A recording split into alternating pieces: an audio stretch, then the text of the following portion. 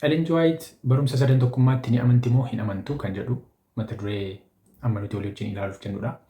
Viidiyoon kun adventistoota qofa ilaallata. Namoonni dhaabbata amantii kiristaanaa kanneen biroo keessa jirtan odeeffannoof na barbaachisa jettanii yoo yaaddan dhaggeeffachuu dandeessu. Garuu ammoo dhimmi kun dhimma adventistizimii keessa jirudha jechuudha. Walumaa galaan qabxii 4 wajjin ilaalla. Inni jalqabaa barumsa hundeessitoonni waldaa kanaa qaban wajjiniin duraan waliif ni galti ture. Sababni isaa namoonni tokko isheen ikkoo jalqabumayyuu paayinooroota yookiin hundeessitoota wajjin waliif hin galtu turte jedhu. Namoonni tokko immoo booddee keessa kan isheen barsiisaa turtes isuma duraaniiti. Booddee keessas yaada ishee waan jijjiirtee hin qabdu kan jedhan jiru. Lammaffaan ammoo booddee keessa hoo yaada ishee jijjiirteetti moo hin jijjiirre. Wanti isheen jalqaba barsiisaa turtee fi wanti isheen booddee keessa barsiisaa turte tokko moo garagara. Kana wajjin ilaallu. Inni sadaffaan barumsi sadan tokkummaa kan kiristaanota bara sanaa, kiristaanota kanneen biroo kan bara sana keessa jiraatan barsiisanii fi kan sana durallee haa ta'u seenaa keessatti kiristaanonni kan barsiisanii fi kan booda kana keessa barsiisaa turte wal fakkaata moo garagaraa kan jedhu ilaalla. Isa xumuraa irratti barumsi waldaan keenya har'a waaqummaa irratti qabduu fi kan qabaachaa turte tokko moo garagaraa kan jedhu ilaalla. Qabxii baay'ee murteessaa arfansaa kana. Hundeessitoota waldaa kanaa wajjiniin amantii wal fakkaatu qabdi turte kan jedhu kan nuti beekuu qabnu. Hundeessitoonni waldaa kanaa walumaa galatti sadan tokkummaatti amananii kan isaan itti amanan waaqa tokkotu jira. Inni immoo ilma dhugaa kan ta'e tokko qaba. Ilma tokko qaba. Inni gooftaa Yesuusi. Yesuus ilma waaqayyooti. Liiteraalii ilma waaqayyo abbaati jedhanii amanu. Kanaafiyyuu yeroo bara baraa keessatti jireenyi isaa, personaalitiin isaa yeroo jalqabe qaba. Kanaaf jalqaba qaba.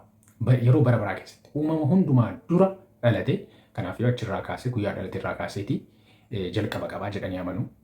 Kana jechuun yeroo abbaan Yesuus waliin hin turre jira jechuudha. Karaa kan biraa immoo yeroo Yesuus abbaa waliin hin turre jira jechuudha. Bara bara keessatti isinii galee yeroon isaa amma hagasidha jennee ibsuu hin dandeenye jechuudha. Hafuurri qulqulluu ammoo bakka bu'aa waaqayyoo ta'ee karaa ittiin waaqayyo iddoo hundumatti argamudha jedhaniiti amanuu jechuudha. Isinii galee malee qaama sadaffaa abbaa fi Yesuus wajjiniin yuunaayitid ta'ee bara baraa wajjin jiraachaa ture ta'ee kan dhiyaatudha jedhanii hin amanan ture. Isinii galee kana ni amantii moo amantuu kan jedhudha. Wantoota kana amantii kana fandaamentaal pirinsipilii waldaan kun bara 1872 maxxansite irraatii ejjennoo waldaa kanaa ilaaluu dandeessu jechuudha. Dhimma kanarratti akkamitti amantii kan jedhu akkasiin ilaaltanii barbaada. Tuqaa ijoon namoonni baay'een dhimma sadan tokkummaa yeroo mari'atan lakkoofsa irratti xiyyeeffatu. Sadiidha moo waaqummaa keessa qaama sadiitu jira moo lamatu jira moo tokkotu jira moo kan jedhu jechuudha lakkoofsa irratti. Dhimmi ijoo baroota keessatti kan ture dhimma lakkoofsaati. Sadiidhaa lamadhaa tokkodhaa kan jedhu dhimma ijoon turre. Dhimmi ijoo Yesuus eenyu kan jedhudha. Dhimmumti ijoo barootaaf ture Yesuus eenyu kan jedhudha. Yesuus eenyu? Inni nama yeroo tokko dhalatee addunyaa kana keessa jiraachaa ture. Achiin dhalatee akkuma nama kamiittiyuu raajii ta'ee dibamee raajii ta'ee jiraatee du'edha. Inni nama dhalatee waaqummaatiin immoo yeroo ta'e irraa kaasee dibameedha. Inni waaqa namummaa uffateedha. Moo waaqa nama ta'eedha.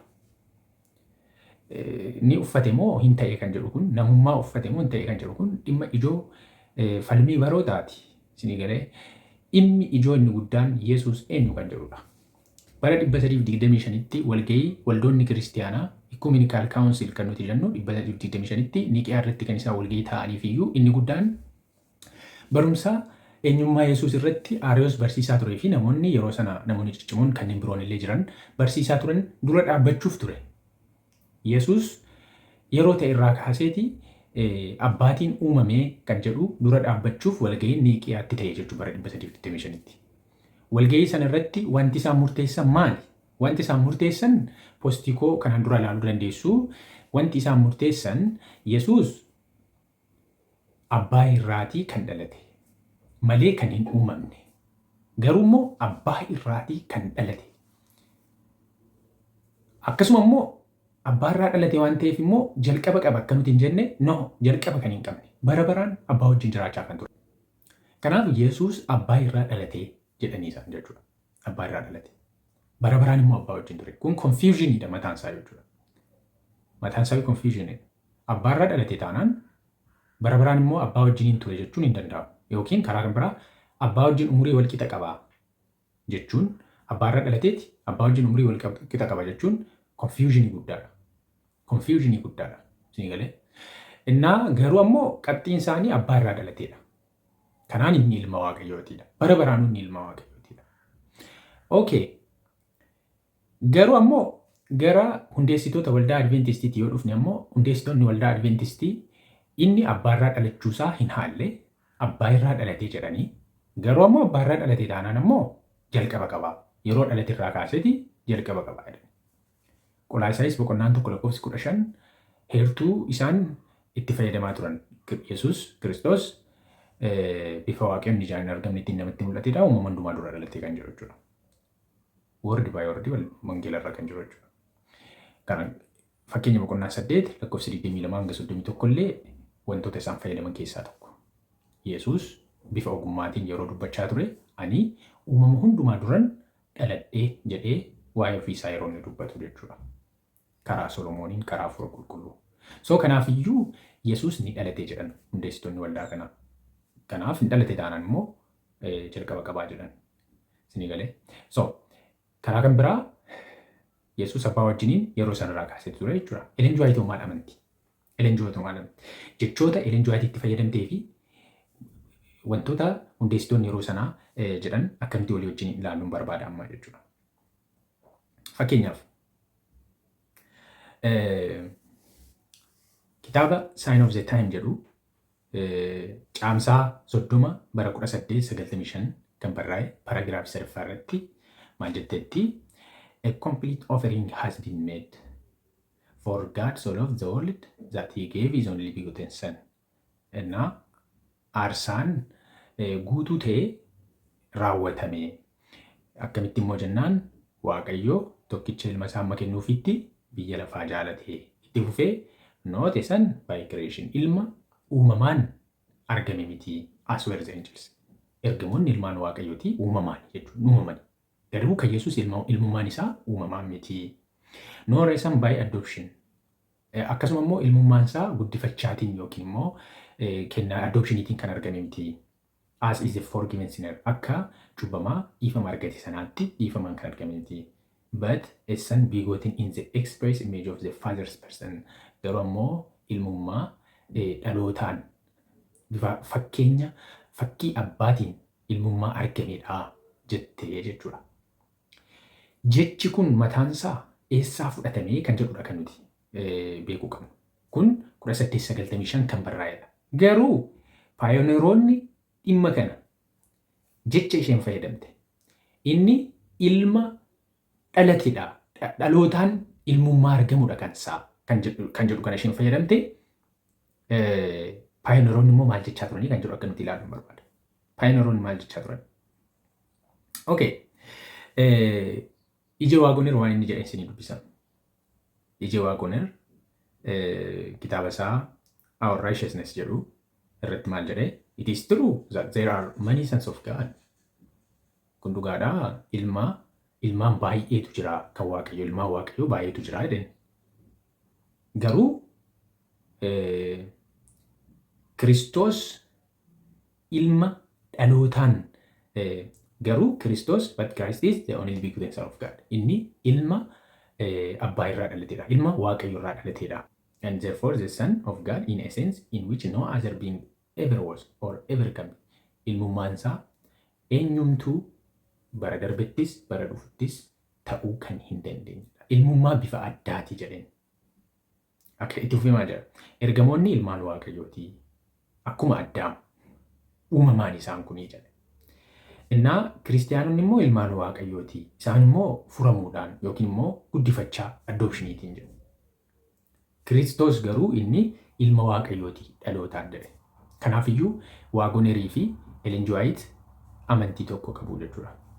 Amantii tokko qabu. Maal kan jedhu? Kiristoos abbaarraa dhalatee kan jedhu jechuudha. Kiristoos ilmummaansaa ilmummaa meetaaforii osoo hin taane, ilmummaa itti fakkeessaa wayii osoo hin taane, ilmummaa liiteraalii kan dhalootaan argame, abbaa irraa dhalachuu isaatiin kan argame ta'uu isaa irratti elenjuwaayitis, waagoneris warreen kaan hundumtuu waliif galu jechuudha. Kanaaf asirratti amantii wal fakkaatu qabu jechuudha. Okay. Kan biraa elenjuwaayit maal jettee turte? Daabaa zaata himeenaa him jedhu mata duree warra sirna uumamaa keessatti wajjin hojjetan jedhu jalatti uumama boqonnaa tokko lakkoofsa 26 fudhattee sanarratti divooshinaalii ibsa gaaf kennitu jechuudha. Kottaa akka bifa fakkeenya keenyaatti nama uumnaa kan jedhe eenyudha? Eenyudha kan walii wajjin nama uume? Kiristaanota barumsa sadan tokkummaa itti amananiin eenyudha kan wajjin nama uume kan jedhuuf gaaffii yoo gaafattee deebiinsaa beekamaadha jechuudha. Abbaa, Ilmaa fi Hafuura Qulqulluutu sadii ta'anii wajjin uumanii kan jedhudha.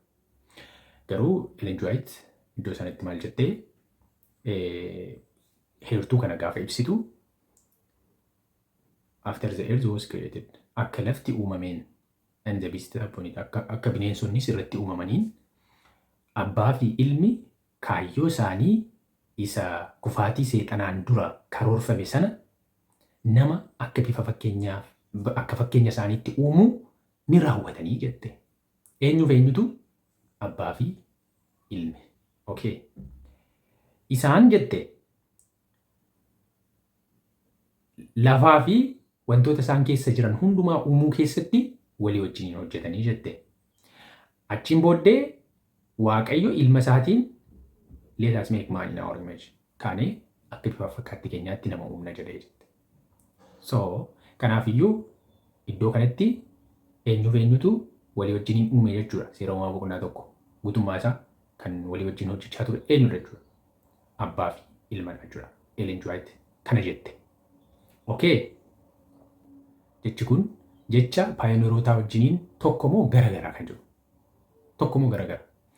Innaa maal jedha abbaa warraa ishee James White bara 1868 kitaaba isaa Life Incident jedhu irratti peejii 343 irratti maal jedha? I and my father are one. Yohaannis boqonnaa 10:30 irratti ibsa kennaa jira. Abbaa fi ilmi isaan tokkodhaa nama uumuu keessatti jedhe.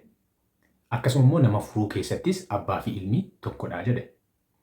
Abbaan ilmaatiin akkas jedhe kaanii akka bifa keenyaatti nama uumna. So kanaafiyyuu amma elenjuwaayit kitaaba ishee keessatti abbaan ilma isaatiin akkas jedhe gaafa jettu wajjin uumanii gaafa jettu paayoneeroonnis hundeessitoonnis abbaa fi ilmatu wajjin uume gaafa jedhan amantii tokko qabu moo amantii garaagaraa qabu reesaan? Amantii tokko qabu. Iddoo kanarratti kiristaana dhugaa ta'uu qabna. Kiristaana dhugaa ta'uu qabna. Kiristaana fakkeessituu ta'uu hin qabnu. Waan haqa jiru haqatu jira jechuun baay'ee gaariidha. Elenjuwaayitii fi hundeessitoonni yeroo keessumaa bara 19 dura jechuudha. 1898 dura jechuudha. Ilaalcha tokko qabu kanarratti. Ilaalcha tokko qabu. Ilaalcha gargar hin baane jechuudha. Even kitaaba Desire of Age irratti elenjuwaayit waa'ee hafuura qulqulluuf waan haaraa fiddee dhufteettii ka jedhu yeroo ibsamellee isheen ammayyuu waa'ee Kiristoos achirratti waan isheen jetteetu jira. Waa'ee Kiristoos achirratti waan isheen jetteetu jira. Dhimmi ilma hangafaa madda qabaa, iddootii dhufe qabaa jettee. Calliseema saba Israa'el gidduutti ka jalqabe miti. Yookiin immoo seera achirratti eegale qofa miti. Garuu Waaqayyotu ilma jalqaba samii keessatti dhalate kennuuf jecha duraan waadaa galeera jette. God had promised to give the firstborn of heaven to save the sinner. Cubbamoota furuudhaaf jecha ilma samii keessatti waa hunduma dura dhalate kennuuf waadaa galeeti jira. So Kiristoosiin kan agarsiisudha. Kiristoos immoo ilma waan hundumaa dura samii keessatti dhalatedha jette. Kana mee Haskell kitaaba isaa The Story of the Seer of Patmo jedhu fuula 98-99 bara 1905 kan barraa'e irratti maal jedha wagguma maxxansa waggaa 3 wal dursu jechuudha kan Ellen G. White wajjiniin maal jedha Christ was the first born in heaven. Kiristoos ilma samii keessatti jalqaba dhalateedha. First born Ellen G. White fayyadamte sana first born inni kunis kan fayyadame jechuudha. Kanaaf iyyuu isaan ilaalcha tokko qabu moo ilaalcha tokko hin qabanii kan jedhudha. Ilaalcha tokko qabu moo ilaalcha tokko hin qabanii? Ilaalcha tokko qabu. So garaagarummaan guddaan kiristaanota warra sadan tokkummaatti amananii fi hundeessitoota adventistii kana gidduu jiru Ellen G. White dabalatee yoo kanatti jechuudha. Garaagarummaan dhimma Yesuus ilaalchisee isaan qaban maali jennaan garaagarummaan isaanii Yesuus abbaarraa dhalate moo mitii kan jedhu miti. Akka har'aa jechuudha. Har'a waldaan fi namoonni sadan tokkummaa irratti mormii qaban falmiin isaanii Yesuus abbaarraa dhalate moo mitii kan jedhudha. Isheenii guddaadha. Yeroo sana garuu falmiin garaagarummaan jiru Yesuus abbaarraa dhalate moo mitii miti. Sadan tokkummaatti kan amananis Yesuus abbaarraa dhalate jedhanii amanu. Garaagarummaan jiru garuu Yesuus jalqaba qaba moo hin qabu. Abbaa wajjumaan bara baraan yeroo hundumayyuu abbaa wajjin ture moo miti kan jedhu ture. Falmiin jiru kanu. Abbaarraa dhalate jedhan isaan. Garuu immoo jalqaba qabaa jedhan. Sadan tokkummaatti warra amanan immoo abbaarraa dhalate jedhan isaanis. Garuu abbaa wajjin umurii wal qixa qabaa jedhan. Confusioniin kun dhaabbachuu qabaa jedhan hundeessitoonni Adventistii immoo. Hin dhalate taanaan jalqaba qaba jedhan. Karaa kan biraa immoo hundeessitoonni Adventistii waaqummaa Yesuusiin mormaan jirru nuti. Sababni isaa ilmi eenyummaa abbaa isaatii hinuma qabaataa. Hinuma qabaataa jedhan. Sababni isaa barumsi Aariyoos inni Yesuus waanuma hin jirre irraa uumame jedhe sun waaqummaa Yesuus irraa mulqee jechuudha. Isaan kun immoo lakka akkasitti jedhan. So kanaafiyyuu garaagarummaan isaanii Yesuus jalqaba qaba moo hin qabu kan jedhudha. Garaagarummaan isaanii kan biraan ammoo qaama sadaffaa jira moo hin jirudha.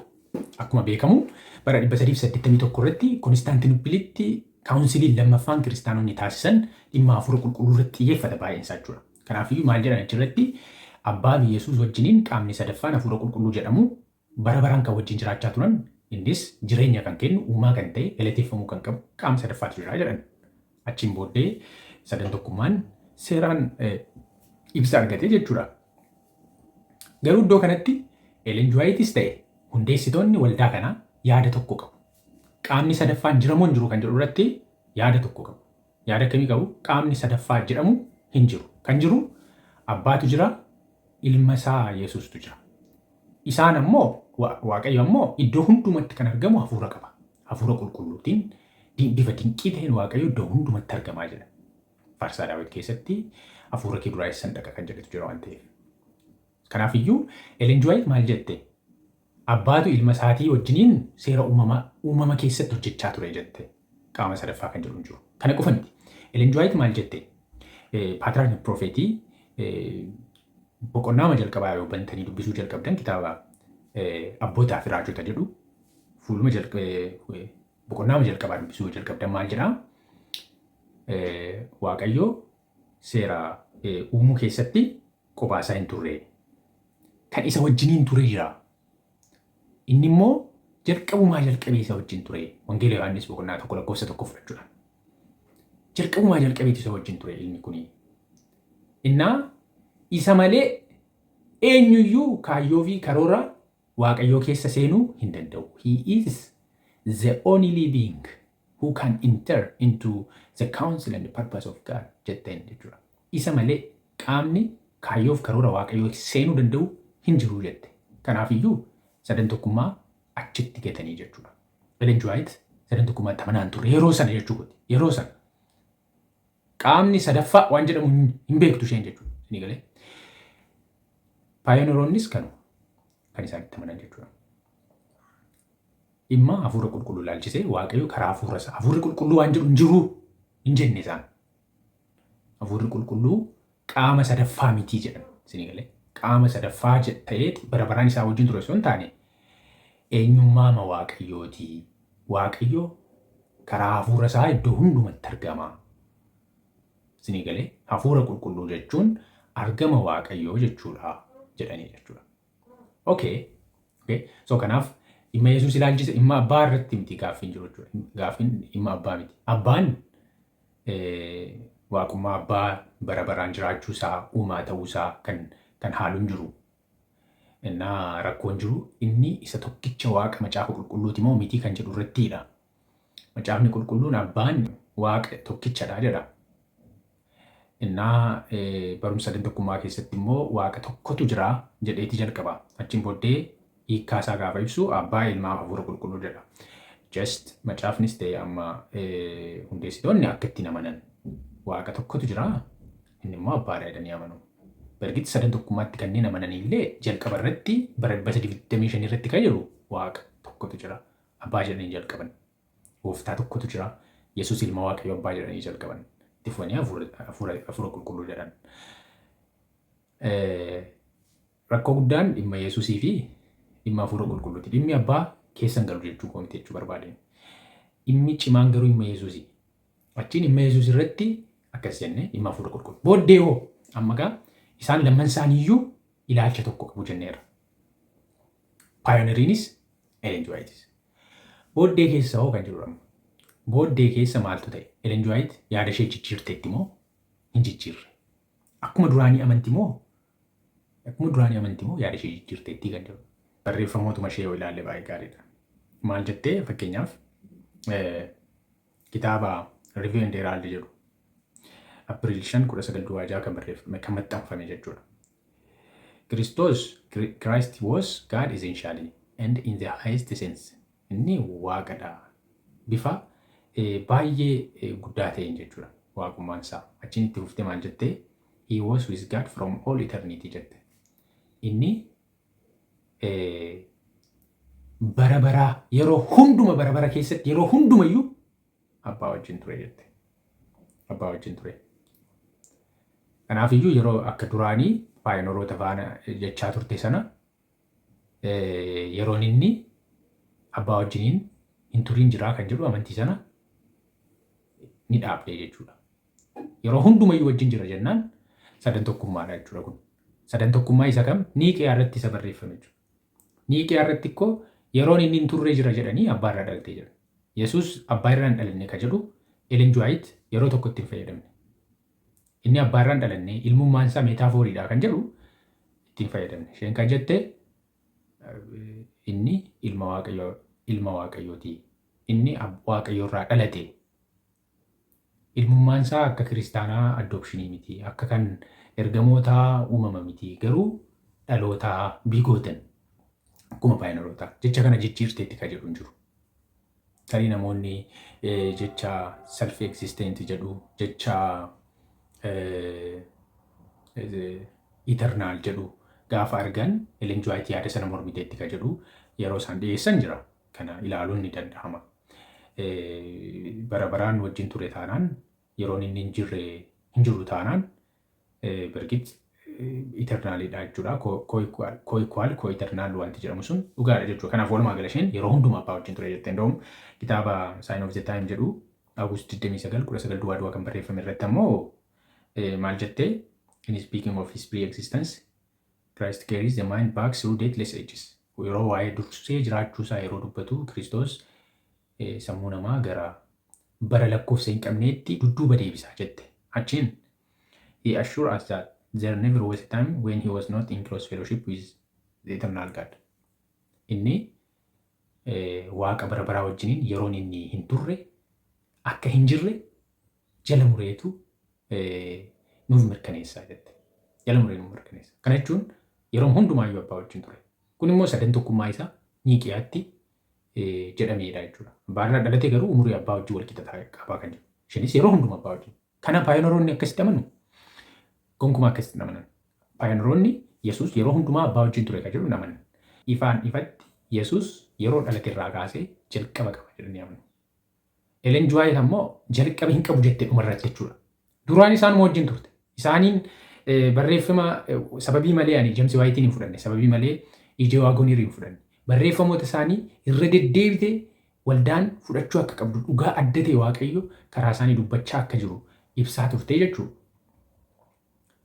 Kanaafiyyuu paayinoroonni ifatti amantiin isaanii Yesuus jalqaba qaba jedhu. Isheen immoo booddee keessa no yeroo numti inni abbaa wajjin hin tureyyuu hin jiru jette. Kanaaf ishee dhumti mataan ishee amantii ishee jijjiirteetti moo hin jijjiirre mata duree kanarratti kan jedhu ilaalchisee kiristaanni dhugaa barbaadu jechuudha. Falmiif osoo hin taane kiristaanni dhugaa barbaadu. Kiristaanni haqa dubbachuu barbaadu. Haqatti amanuu barbaadu. Kiristaanni akka galabaa xaafii keessaa bahee sanatti qamadii keessaa bahee yeroo qilleensatti ol darbatamuu qilleensi fuudhee hin deemne jechuudha. Kiristaanni eenyummaa qabu dhugaatti amana waan ta'eef isheen jalqaba abbaarraa dhalate jettee warra jalqaba qaba jedhee amanu wajjiniin amantii tokkoon kan turte jechoota wal fakkaataa dubbachaa kan turte amma yeroo hundumayyuu abbaa wajjin ture inni jettu sadan tokkummaa fudhachuu ishee gilxiitti dubbattee jirti jechuudha. Barumsa sadan tokkummaa. Okay, kana qofaa miti. Amma dhimma hafuura qulqulluu akkamitti amante booddee keessa ka jedhu jechuudha. Dhimma hafuura qulqulluu ilaalchise immoo third person of Godhead inni hafuurri qulqulluun jettee booddee keessa 3 dignitaries, 3 beings kitaabonni kun nu shakkisiisu kan jedhanillee jiru. Barkite egaa kitaabni Desire of Age utuu isheen jirtuuti kan inni maxxanfame, utuu isheen lubbuun jirtu. Kitaabonni kanneen biroo utuu isheen lubbuun jirtu maxxanfaman kan ammoo jechoota kana qabanillee jiru. So third person of Godhead jennaani hafuurri qulqulluun jecha isa paatriyaarkii profeetii keessatti he is the only being jedhu. Inni qaama jiraataa ta'ee dhimma waaqayyoo keessa seenuu danda'u isa tokkichaa. Isa malee qaamni kan biraan karooraa fi kaayyoo waaqayyootti seenuu danda'u hin jiru ka jette sana ni faalleessa jechuudha. Third person jennaan qaama sadaffaadha hafuurri qulqulluun jennaan amma qaamni Yesuus faana jiraataa ta'ee kaawunsilii waaqaatti seenuu danda'u kan biraan argamee jira jechuudha. Kanaafiyyuu amantii duraan qabdu sana dhiistee jirti jechuudha. Third person jennaan jecha kan biraan barbaachisu. Third person jechuun qaama sadaffaa jechuudha. Sadaffaa jennaan ammoo sadaffaan sadaffaa mala. Sadaffaa jennaan sadaffaa mala. Lakkii nutumtuu inni tokko maallaan jira. Lakkii unumtuu hafuura qabna. Waaqayyo hafuura isaatiin iddoo hundumaatti argama. Hafuurri waaqayyo ittiin iddoo hundumaatti argamu qaama lammaffaadha jedha. Kanaan nutis hafuura qabna. Hafuurri keenya waa'ee keenya hafuura waaqayyo wajjin walii galee waa'ee keenya ibsa jedha macaafni. So hafuurri keenyaa fi nuti qaama lamaari jennaan persanii lama naan jedhe. Nama sadan tokkummaa nama morma jedhee waldaa kana keessa jiru jechuudha. Kun immoo spiritualismiidha. Namni triune beingidha kan jedhan jechuudha. Namni akkas taanaan hafuura qabaa, lubbuu qabaa, foon qabaa. Kanaafiyyuu namni maal personality sadii qabaa garuu nama tokko jechuudha. Waaqni akkasidha taanaan waaqni akkas miti ergiti. Sadan waaqa tokko kan jennu bifa kanaatiin ibsama taanaan just eenyummaa waaqayyoo balleessaa kan jedhanii paayinooriin keenya mormaa turan waan akkasiiti. Isa kanatti deebina yeroo kan biraa. Garuu waliigalaan hafuurri qulqulluun qaama sadaffaadha jettee waan ta'eef isheen kan duraan only being jette sana kaansel gooteetti jechuudha. Kanaaf yoo leenjiwaatti gara sadan tokkummaatti amanuutti dhufteetti jechuudha. Kiristaanonni yeroo sana jiran qabxii sadaffaan bara sana keessa kiristaanonni jiran akkamitti amanuu kan jedhu akka leenjiwaatti kanatti amanu. Kiristaanonni har'as jiran maalitti amanuu? Waaqayyoo sadan waaqa tokkummaa ilaalchisee jechuudha. Yesuus ilma waaqayyoo abbaati jedhanii amanu. Yesuus ilma waaqayyoo abbaati abbaarraa dhalate. Garuu bara baraa wajjin ture jalqaban qabu jedhanii amanu. Hafuurri qulqulluu ortodoksiin hafuurri qulqulluu abbaa keessaa bahee jettee amanti. Kaatolikiin immoo hafuurri qulqulluu abbaa fi Yesuus keessaa bahee jettee amanti. Protestaantonni kanuma lamaan gidduu jiru jechuudha. Kanuma lamaan gidduu jiru. So kanaafiyyuu leenjiwaayitis dhugaa isa jalqaba paayinooroota keenya wajjiniin hundeessitoota keenya wajjiniin Yesuus ilma abbaa irraa dhalate ta'uusaa amante sana haaluu ishee kan ibsu ragaan tokko illee hin jiru. Karaa kan biraa garuu sadan tokkummaa yeroo sana jiru akka isheen fudhatte kan ibsu immoo Yesuus abbaa irraa dhalate jechuu isheeti. Yesuus yeroo hundumaa abbaa wajjin jiraate jechuu isheeti. Yesuus yeroo hundumaa abbaa wajjin jiraate taanaan abbaarraa dhalate taanaan immoo achiin sadan tokkummaa yeroo sana turedha jechuudha. Akkasuma immoo hafuurri qulqulluu qaama sadaffaadha jettee jennaan bakka sadan tokkummaadha. Rakkoon jiru qabxee afuraffaadha. Elen Juwaayit waan waldaan har'a amantu kana ni amantii kan jedhu. Akkaataa waldaan har'a amanaa jirtu Seventh Day Adventist Biblical Research Institute'in dhimma eenyummaa ilmummaa Yesuus irratti barreessan yoo deemtan ilaaltan Yesuus ilmummaan isaa meetaaforiidha kan jedhudha. Inni ilma Waaqayyoo miti. Ilmummaan isaa moggaasadha malee moggaasumaan ilma jedhame malee isaan sadiin iyyuu ofuma isaaniitiin kan of argamsiisan ta'anii baroota keessatti ofuma isaanii jiraachaa kan turan. Hariiroo maatii wajjin kan hin qabne. Kana jechuun abbaan ilma kan hin godhanne yookiin immoo ilmi abbaa irraa kan hin dhalanne jedhanii jechuudha. So kanaaf waldaan bifa kanaan amantii taanaan bergitti waldaa keessa ilaalcha lamatu jira. Sadan tokkummaatti warroota amanan gidduutti iyyuu jechuudha. Yesuus abbaarraa dhalate moo miti kan jedhu irratti jechuudha. Kaan nuti hin beeknu siin jedhu kaan ammoo hin dhalanne siin jedhu. Hin dhalate taanaan jalqaba qabachuudha waan ta'eef shimmoon baqatu. Waliigalaan dhaamsi koo ani kanarratti decisionii kennuuf miti. Waldaan sirriidha yookiin sirrii miti jechuuf miti. Seenaan jiru maalidhaa kan jiru akka namni hubatu barbaade malee. Seenaa wal xaxaatu nama jibbisiisa. Elen Juwaayit duraan kiristaanota adventistii turan wajjiniin amantii tokko qabdi turte. Kiristaanonni yeroo sana turan ammoo sadan tokkummaa ni mormu turanii akka warra har'aa kana miti jechuudha. Isinii galee akka warra har'aa sadan tokkummaa ni mormina jedhan kana gonkumaa miti. Isaan kun amantii isaanii ibsuuf maraa gundoo deemu. Isaan sun garuu amantii isaanii ibsuuf kallattiidhaan dhugaa jiru ifatti dubbatu jechuudha. Isinii galee Yesuus eenyu jettee yoo gaafatte eenyu akka ta'e ifatti sitti himu jechuudha. Waan saalfatanii hin qaban. Elen Juwaayit bara 19 booddee turte sanaa utuu arganii James White fa'aa ishee wajjiniin amantii tokko qabna jedhanii dubbatan jechuudha. Kallattiidhaan ishee mormu jechuudha. Warra sadan tokkummaa wajjiniin wal qixa ishee lakkaa'u jechuudha. Otoo Elen Juwaayit booddee keessa turte sana arganii James White fa'aa. Isinii galee warri har'aa immoo Elen Juwaayit amantii isheen jijjiirre amantii koon jijjiiru jetteetti dhugaadha jetteetti barra amantii koon jijjiiru jetteetti. Garuu mata duree maalii irratti? Warri waldaa keessaa warri sadan tokkummaatti amanan Elen Juwaayit ilaalcha ishee jijjiirteetti. Sadan tokkummaatti amanteetti kanatu sadan tokkummaatti akka nuti amannu taasiseedha. Bergit kun gaaffii namatti kaasa. Elen Juwaayit ilaalcha ishee jijjiirteetti taanaan raajiidha jechuun hin danda'amu. Dhuguma ilaalcha ishee jijjiirteetti taanaan raajiidha jechuun hin danda'amu. Totaali. Raajiin tokko ilaalcha ishee jijjiiruu hin dandeessu.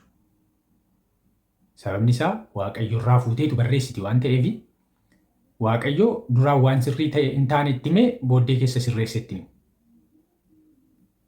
Raajiin tokko yaada ishee jijjiirte garuu raajiidha jennaan dubbiin kun Waaqayyo wajjin walitti nama buusaa jechuudha. Waaqayyumatu jalqaba odeeffannoo dogoggoraa kennee fi booddee immoo sirreesse jechuutti nama geessaa jechuudha. Raajiin ilaalcha ishee jijjiiruu hin dandeessu. Jijjiirte taanaan immoo raajii jedhamuu hin dandeessu. Yookiin immoo duraan raajii sobduu amma raajii dhugaa yookiin duraan raajii dhugaa amma raajii sobduu yaada ishee jijjiirte jennaan kana wajjin exactly dubbachuun dirqama taate jechuudha. Malee ifatu bahaa deeme kan jedhu ifti bahaa deeme kan jedhu kun kan itti fayyadamuu dandeenyu iskoolaarotaa fi barattoota wangeelaa fi barattoonni wangeelaa guyyaadhaa gara guyyaatti ifa haaraa argachaa amantii isaanii guddachaa deemu. Yaada dogoggora qaban sirreeffachaa deemu jechuudha. Raajiin akkas miti. Okay. Warroonni sadan tokkummaa mormina jedhanis fakkeessitoota. Sababni isaa ifatti Elen Juwaayit yaada ishee akka isheen jijjiirtee jirtu qabatamaatti lafa jira jechuudha. Sadan waaqummaa qaama waaqummaa keessa sadaffaadha gaafa isheen jettu isa sadaffaadha kan jedhu kanaaf falaasama ittiin gara yaada isaaniitti deeffatan kalaquu jammaru jechuudha. Dhugaa dubbachuuf mee deemaatii googilii irratti trinitytruths.org kan jedhu weebsaayitii mormitoota sadan tokkummaa kan ta'e yookiin immoo warra sadan tokkummaatti namannee waldaa kana keessa jiran waa'ee Ellen G. White'iif barreeffama ishee waan isaan barreessaniiran ilaala. Yoo isheen sardi jettee sardi parsan jechuun maal jechuudha jedhaniiti gara lamaatti fidu. Sadiima kan jedhu kana lamatti achee sarkisu jechuudha. Yeroo hundumaa abbaa wajjiniin ture isa isheen jettu maal jechuu akka ta'e garasitti harkisu jechuudha. Isinii galee kun akka ati honest kiristiyaanii hin taane ibsaa jechuudha. Ellen G. White amantes amanuu baattes wanti isheen jijjiirtu hin jiru. Kun tarii sirrifaasisuu danda'a gaafni akkas jedhu. Ellen G. White kan isheen madaalamtu macaafa qulqulluutiin mataan isheetu jechuudha. Isheen raajii dogoggoruu hin dandeenye miti. Duraan waan macaafa qulqulluu wajjiniin wal hin dhiitne yookiin macaafa qulqulluu wajjin waliin falmisiisne amantee turte taanaan yaada ishee gaafa jijjiirte hin dogoggorte bakka. Sababni isaa waan macaafa wajjin walii galtee turte sana dhiiste waan ta'eef jechuudha. Garuu duraan waan macaafa wajjin walii hin galle amanaa turte taanaan yeroo sana dogoggortee turte. Amma immoo waan macaafni qulqulluutti amanutti dhufte taanaan amma sirriidha jechuudha. Kanaaf isheentiyyuu raajii qoraa jedhamnee jirra macaafaan jechuudha. Kanaaf isheen raajii kufuu hin dandeenye miti. Nama waan taateef kufuu dandeessi. Jaalala Ellen G. White'iif qabdaniif jettanii Ellen G. White'iin sadan tokkummaatti namanne jettanii achi isin guutuutiina isheen isin gattee deemteetti warri kaan jechuudha. Warri sadan tokkummaa. Gama lamaaniin iyyuu waan jiru madaaluun baay'ee gaariidha. Ellen G. White'iin hedduu jaalanna, hedduu kabajna, anis hedduun jaaladha. Qajeelfamni ishee waldaa kanaaf kennite guddaadha. Garuu isheen hin dogoggortu jechuuti. Macaafni qulqulluu bu'uura waa hundumaati. Isaan eenyuun iyyuu madaalu jechuudha. Dhugaa macaafa qulqulluu irra darbee kan dhufetu jira taanaan achumatti ilaaluu dandeenya jechuudha.